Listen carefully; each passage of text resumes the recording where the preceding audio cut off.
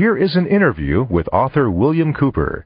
So, Mr. Cooper, are there larger numbers of people all the time who are receptive to your message and who are thinking a little bit more deeply and critically about these fundamental issues of government and politics that perhaps they did not give as much thought to in the past?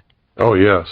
In fact, I never dreamed that I would make such an impact.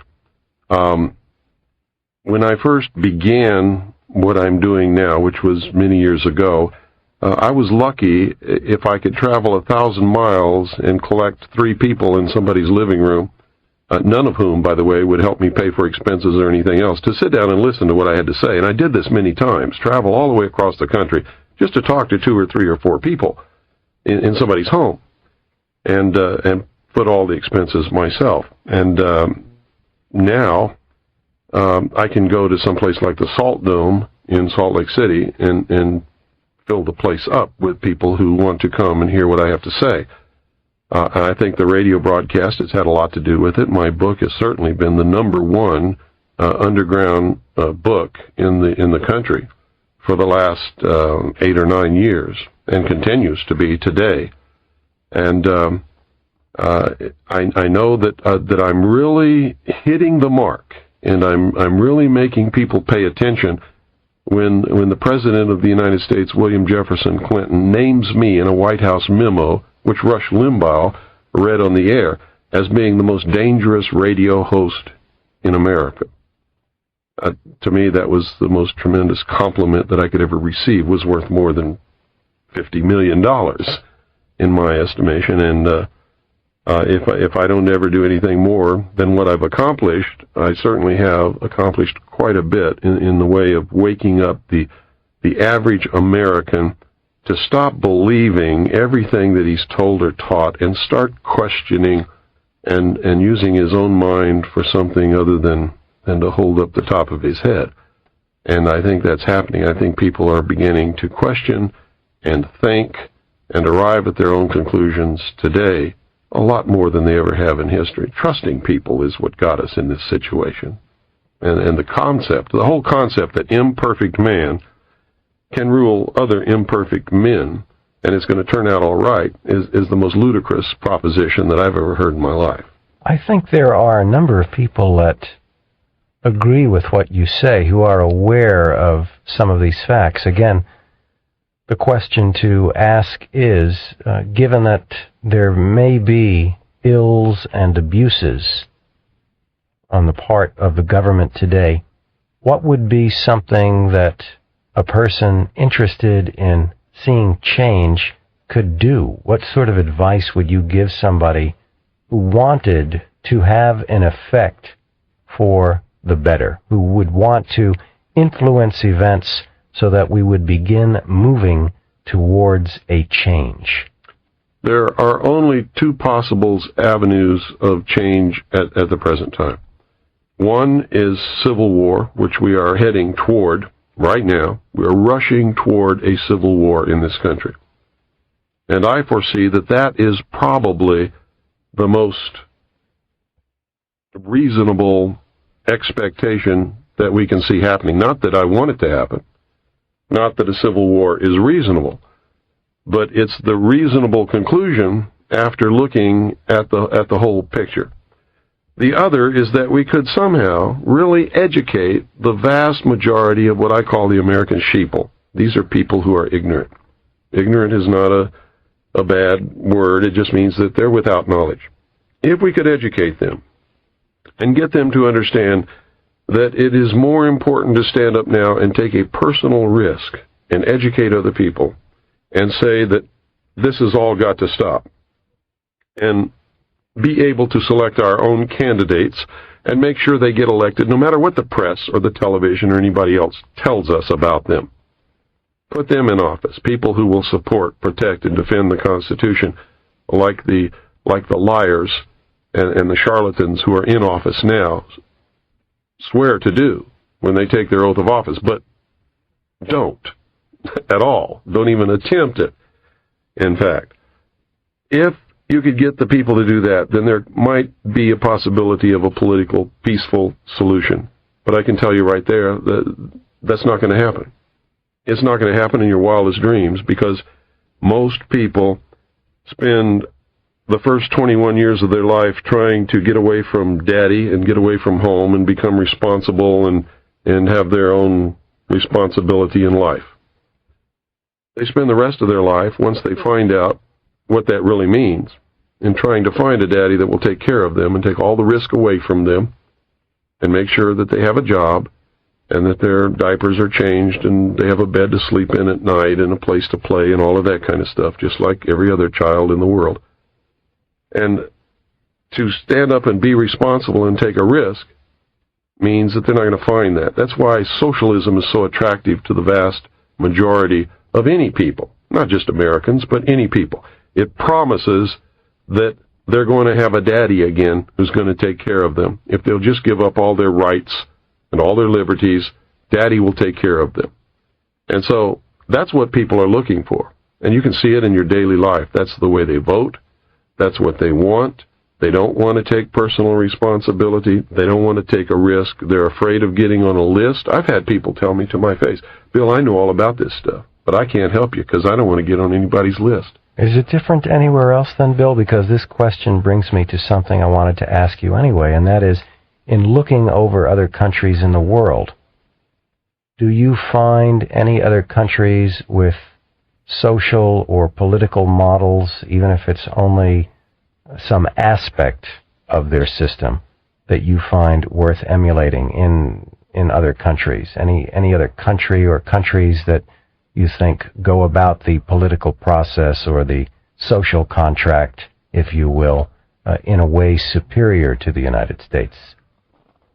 No, I don't, as a matter of fact. Up until we began to take this left turn into socialism, the United States was the great light of the world, so to speak.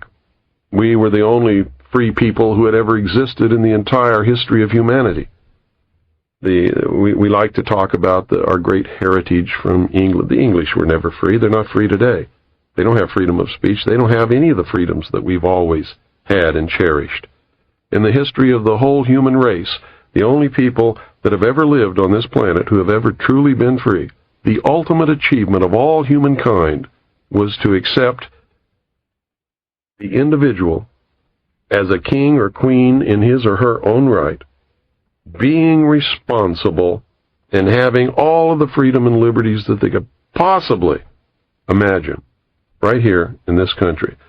And we created a government that was supposed to have a balance of power and was limited, strictly limited by the Constitution, and only given a very few powers in order to protect the freedom of the common man. That's all gone now. I mean, that's like you hear these politicians in Washington today talking about how the Constitution is an outdated document penned over 200 years ago by a bunch of doddering old men who did not understand the complexities of the modern age. They won't tell you what you should already know, is that the document is not an outdated old document. It is a living Constitution. It has within it the means for change should the people desire that it be changed. But the people don't desire that, so they just go ahead and throw it in the trash can anyway and go about their business doing anything that they want to do, while Joe Blow on the street doesn't even know that it's happening because he's never read the document that guarantees his freedom in his whole life.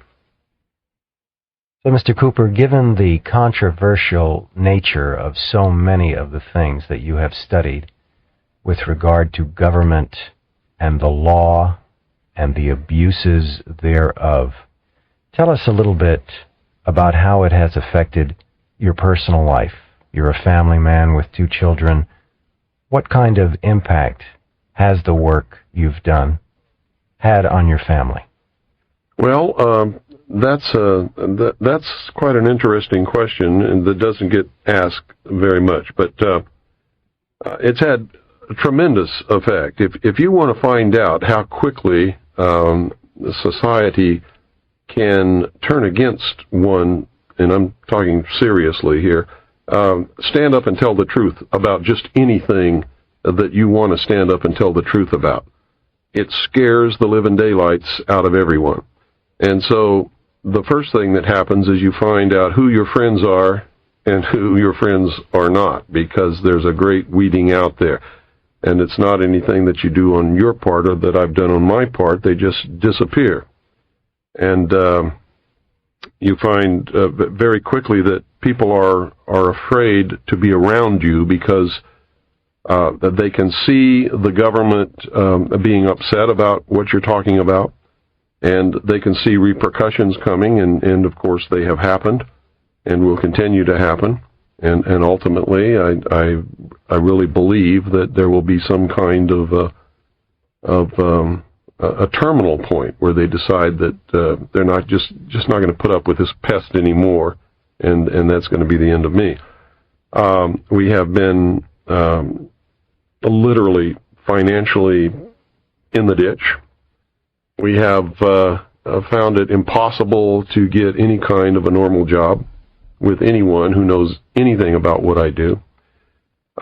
It's you can't go to church, you can't go to cocktail parties because everybody else is sitting around talking about the weather or, oh, what school did you go to? And when you have done the research and arrived at some of the answers that I know to be true now, those people become like kindergarten children.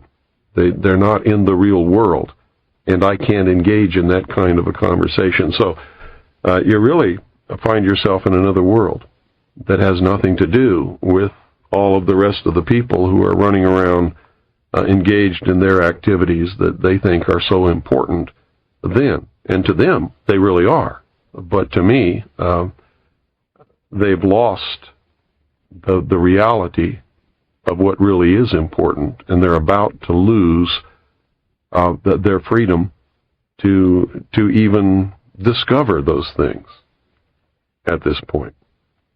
I ask you a last question, and that is,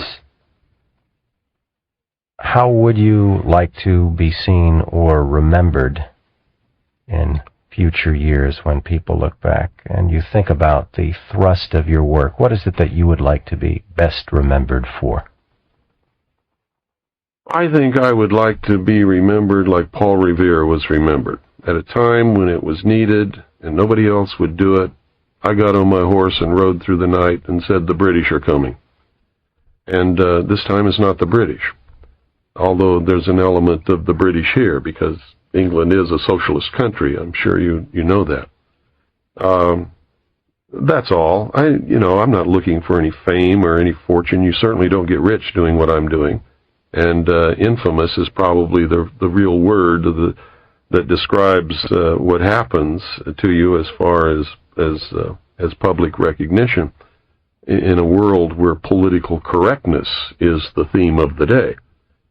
You just don't do what I'm doing. So if anybody wants to remember me, I would certainly be pleased if they just remembered I did what was the responsible and the right thing to do at a time when nobody else had the guts to do it. Well, Cooper, thank you for your time. You're welcome.